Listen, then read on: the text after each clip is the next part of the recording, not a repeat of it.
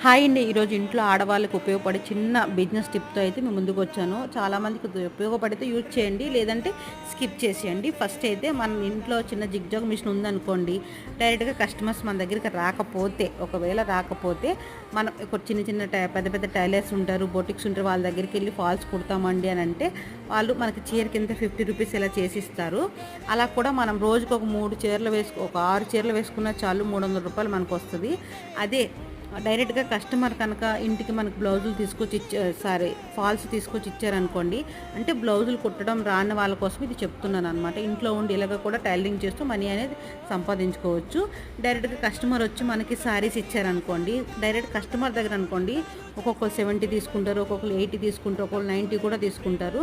అలా మనం చూసుకుంటే కనుక దగ్గర దగ్గర రోజుకు ఒక 4 చీరలు వేసుకున్నాం అనుకోండి. అలా అయితే రోజుకు రూ. 320 ఇలా సంపాదించుకోవచ్చు. మీరు ఇంట్లో ఉంటే ట్రై